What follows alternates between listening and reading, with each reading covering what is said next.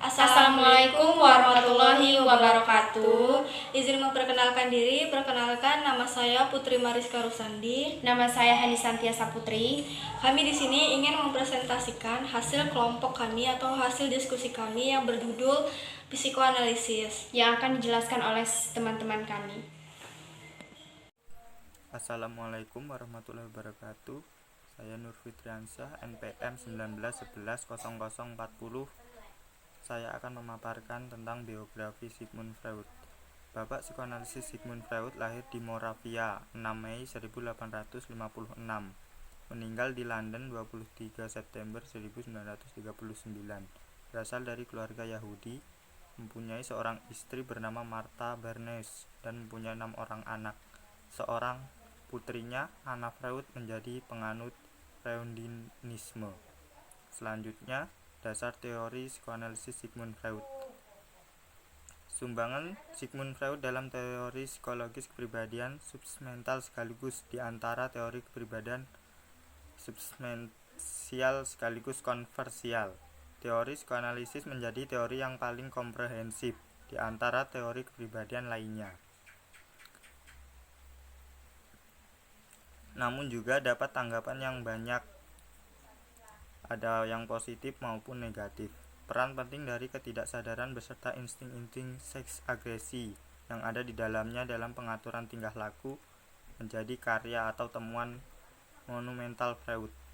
Sistematik yang dipakai Freud dan mendeskripsi kepribadian menjadi 3 pokok, yaitu struktur kepribadian, dinamika kepribadian, dan perkembangan kepribadian. Struktur kepribadian menurut Freud, kehidupan jiwa memiliki 3 tingkat kesadaran, yakni sadar, prasadar, dan tidak sadar. Kemudian di dalam wilayah pikiran ada id, ego, dan superego. Demikianlah dari saya ucapkan terima kasih. Assalamualaikum warahmatullahi wabarakatuh. Izin memperkenalkan diri, nama Nur Padilla, NPM 19110010. Di sini saya akan melanjutkan materi yang dibaca oleh Nur Fitriansyah. Kecemasan. Kecemasan adalah variabel penting dari hampir semua teori kepribadian. Kecemasan sebagai dampak dari konflik yang menjadi bagian kehidupan yang tak terhindarkan dipandangkan sebagai komponen dinamika kepribadian yang utama. Kecemasan adalah fungsi ego untuk memperingatkan individu tentang kemungkinan datangnya suatu bahaya sehingga dapat disiapkan reaksi adaptasi yang sesuai, biasanya reaksi individu terhadap ancaman ketidaksenangan dan pengerusakan yang belum dihadapi ialah menjadi cemas dan takut. Kecemasan berfungsi sebagai mekanisme yang mengamankan ego karena memberi sinyal ada bahaya di depan mata. Kecemasan akan timbul manakala orang tidak siap menghadapi ancaman. Hanya ego yang bisa memproduksi atau merasakan kecemasan, akan tetapi baik itu superego maupun dunia luar terkait dalam salah satu dari 3 jenis kecemasan, realitis dan moral. Ketergantungan ego pada superego memunculkan kecemasan moral, dan ketergantungannya pada dunia luar mengakibatkan kecemasan realitisnya sendiri, yaitu dibagi menjadi 3. Yang pertama, kecemasan realitis. Yang kedua, kecemasan neurotis. 3, kecemasan moral. Itu saja presentasi dari saya. Wassalamualaikum warahmatullahi wabarakatuh. Assalamualaikum warahmatullahi wabarakatuh. Izin memperkenalkan diri, nama saya Hani Santia Saputri, NPM 19110006. Di sini saya akan melanjutkan materi yang dijelaskan oleh saudara Nur Fadila yang berjudul mekanisme pertahanan ego. Mekanisme yang banyak dipakai dalam kehidupan sehari-hari itu ada 7 macam, yaitu yang pertama, identifikasi. Cara mereduksi tegangan dengan meniru atau mengidentifikasikan diri dengan orang yang dianggap lebih berhasil memuaskan hasratnya dibandingkan dirinya sendiri. Yang kedua, pemindahan atau reaksi kompromi. Manakala objek kateksis asli yang dipilih oleh insting tidak dapat dicapai karena ada rintangan dari luar atau dari dalam insting. Yang ketiga, represi. Represi adalah proses ego memakai kekuatan untuk menekan segala sesuatu, seperti ide, insting, ingatan, pikiran yang dapat menimbulkan kecemasan keluar dari kesadaran. Yang keempat, fiksasi dan regresi. Fiksasi adalah terhentinya perkembangan normal pada tahap perkembangan tertentu karena perkembangan lanjutnya sangat sukar sehingga menimbulkan frustasi.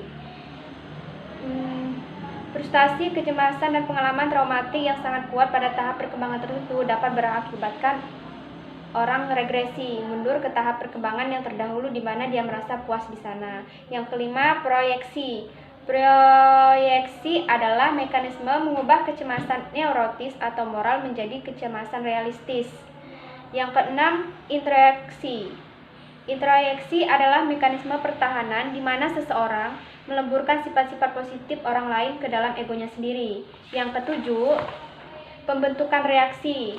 Tindakan defensif dengan cara mengganti impuls atau perasaan yang menimbulkan kecemasan dengan impuls atau perasaan lawan kebalikannya dalam kesadaran.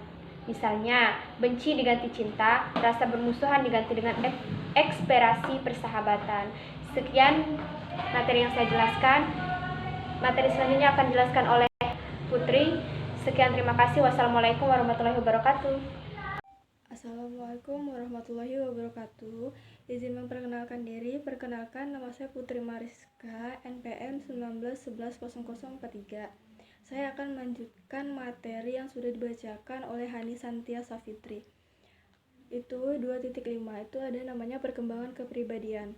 Freud membagi perkembangan kepribadian menjadi 3 tahapan, yakni tahap infantil 0-5 tahun, tahap laten 5-12 tahun, dan tahap genital 12 tahun sampai dewasa.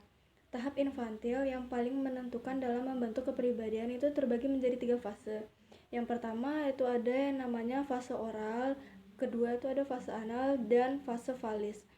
Yang pertama itu kan ada namanya tahapan oral, usianya tuh 0-1 tahun.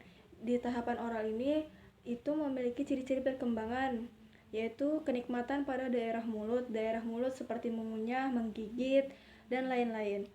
Terus ada yang kedua tuh anal 1-3 tahun, itu memiliki kenikmatan di daerah area anus. Rangsangannya berkaitan dengan misalnya mau buang air kecil. Terus yang ketiga itu ada palik 3-6 tahun, itu kenikmatan pada alat kelamin karena anak menemukan manipulasi dari memberikan kenikmatan anak mulai menaruh perhatian pada perbedaan anatomik antara laki-laki dan perempuan.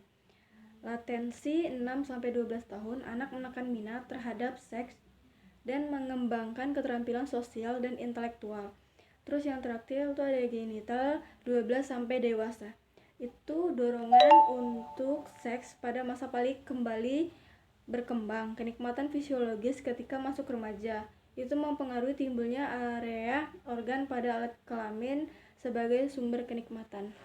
Cukup mungkin itu saja. Terima kasih. Wassalamualaikum warahmatullahi wabarakatuh.